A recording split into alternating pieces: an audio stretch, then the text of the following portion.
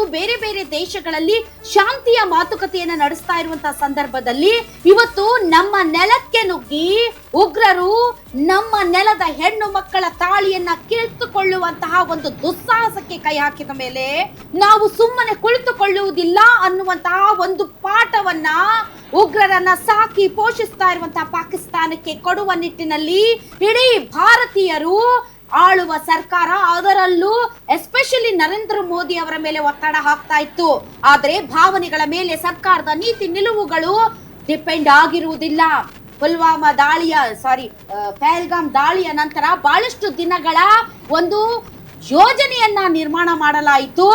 ನಮಗಿರುವಂತಹ ಒಪ್ಪಂದಗಳನ್ನ ಮುರಿಯದೆ, ಯಾವುದೇ LOC ಗಡಿಗಳನ್ನ ದಾಟದೆ, ಯಾವುದೇ ಪಾಕ್ನ ನಾಗರಿಕರಿಗೆ ತೊಂದರೆ ಆಗದೆ, ಯಾವುದೇ ಅವರ ಗಡಿಯ ಒಳಗಡೆ ಕಾಲಿಡದೆ, ಪಾಕ್ ಸೇನೆಗೂ ಕೂಡ ತೊಂದರೆ ಕೊಡದೆ ಉಗ್ರಗಾಮಿಗಳ ನೆಲೆಗಳನ್ನ ಅಟ್ಟಡಗಿಸೋದಕ್ಕೆ ವೈಮಾನಿಕ ದಾಳಿ, ಅದರಲ್ಲೂ ಕೂಡ ಅತ್ಯಂತ ಸುಧಾರಿತ ರಫೇಲ್ ಯುದ್ಧ ವಿಮಾನಗಳ ಮೂಲಕ ಟಾರ್ಗೆಟ್ ಗಳನ್ನ ಫಿಕ್ಸ್ ಮಾಡಿ ಉಗ್ರಗಾಮಿಗಳ ಅಡಗು ತಾಣಗಳು, ಅದು ಮಸೀದಿಗಳಾಗಿರ್ಬೋದು, ಕಟ್ಟಡಗಳಾಗಿರ್ಬೋದು, ಅಥವಾ ಎಲ್ಲೆಲ್ಲಿದೆ ಸುಮಾರು 9 ಕಡೆ ಅಡಗು ತಾಣಗಳ ಮೇಲೆ ಈಗ ಏರ್ ಸ್ಟ್ರೈಕ್ ನಡೆದಿದೆ.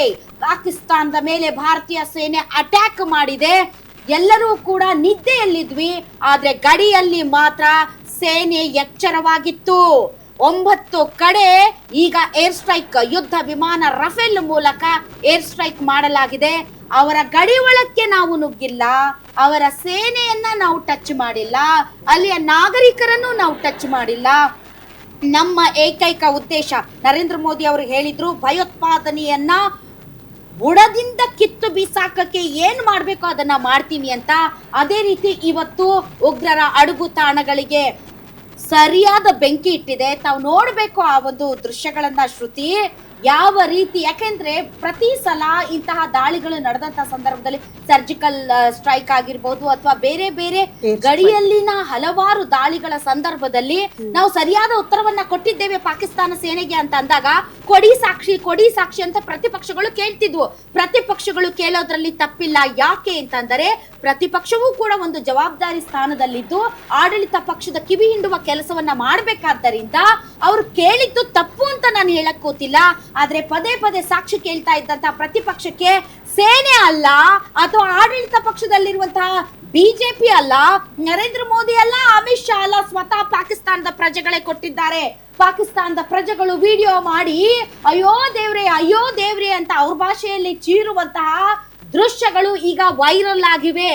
ಅದರಲ್ಲೂ ಕೂಡ ಸುಳ್ಳು ಸುದ್ದಿಗಳನ್ನ ಹಬ್ಬಿಸೋದ್ರಲ್ಲಿ ಪಾಕಿಸ್ತಾನ ಕೆಳಗ ಬಿದ್ರು ಮೀಸೆ ಮಣ್ಣಾಗ್ಲಿಲ್ಲ ಅನ್ನುವಂತಹ ಜಾಯ್ಮಾನ್ದ ಕೋತಿ ದೇಶ ಏನೇನೋ ಸುಳ್ಳು ಸುದ್ದಿಗಳನ್ನ ಹಬ್ಬಿಸುವಂತಹ ಪ್ರಯತ್ನ ಮಾಡ್ತಾ ಇದೆ. ಅಲ್ಲಿ ಯಾವ್ದೋ ರಫೇಲ್ ಯುದ್ಧ ವಿಮಾನ ಬಿಟ್ಬಿಡ್ತು, ನೋಡಿ ಇದೆ ಅದ್ರದ್ದು ರೆಕ್ಕೆ ಇದೆ, ನೋಡಿ ಅದ್ರದ್ದು ಪುಕ್ಕ ಅಂತ ಎಲ್ಲ ವಿಡಿಯೋ ಮಾಡಿ ಹರಿಬಿಡ್ತಾ ಇದೆ. ಅದಕ್ಕೆಲ್ಲ ನಮ್ಮ ಭಾರತೀಯರು ತಲೆ ಕೆಡಿಸ್ಕೊಳ್ಳುವಂತ ಅವಶ್ಯಕತೆ ಇಲ್ಲ.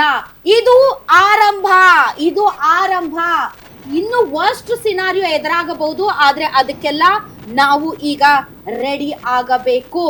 ಬಟ್ ಒಂದಂತೂ ಸತ್ಯ, ಯಾವ ರೀತಿ ಒಂದು ನಾನು ಎಸ್ಪೆಷಲಿ ಶ್ರುತಿ ಸಾಲು ಸಭೆಗಳನ್ನ ಮಾಡ್ತಾರೆ, ಕ್ಯಾಬಿನೆಟ್ ಮೀಟಿಂಗ್ ನಡೆಯುತ್ತೆ, ಇನ್ನು ಬಹಳಷ್ಟು ಬೇರೆ ಬೇರೆ ಮೀಟಿಂಗ್ಗಳು ನಡೆಯುತ್ತೆ. ಮೀಟಿಂಗ್ಗಳು ಆದ್ಮೇಲೆ ಅಶ್ವಿನ್ ಅವರು ಹೊರಗಡೆ ಬರ್ತಾರೆ, ಬಂದ್ಬಿಟ್ಟು ಜಾತಿ ಗಣತಿ ಮಾಡ್ತೀವಿ ಅಂತ ಹೇಳ್ತಾರೆ. ಇದೇನ್ರಿ, ಎಲ್ಲರೂ ಪಾಕಿಸ್ತಾನಕ್ಕೆ ಬುದ್ಧಿ ಕಲಿಸ್ಬೇಕು ಅಂತ ಕಾಯ್ತಾ ಇದ್ದಾರೆ, ಇವ್ರು ಬಂದ್ಬಿಟ್ಟು ಒಂದು ಪೊಲಿಟಿಕಲ್ ಗೇಮ್ ಅನ್ನೋ ರೀತಿಯಲ್ಲಿ ಯಾವುದಕ್ಕೂ ತಲೆ ಕೆಡಿಸ್ಕೊಳ್ದೆ ಇದೇನಿದು ಜಾತಿ ಗಣತಿ ಮಾಡ್ತೀವಿ ಅಂತ ಹೇಳ್ತಿದ್ದಾರೆ ಅಂತ ನನ್ನನ್ನು ಸೇರಿದಂತೆ ಬಹಳಷ್ಟು ಜನ ಟೀಕೆ ಮಾಡಿದ್ರು. ಸೊ ಇಂತಹ ಸಂದರ್ಭದಲ್ಲಿ ಇದೆಲ್ಲವೂ ಕೂಡ ಒಂದು ಡೈವರ್ಷನ್ ಟ್ಯಾಕ್ಟಿಕ್ಸ್.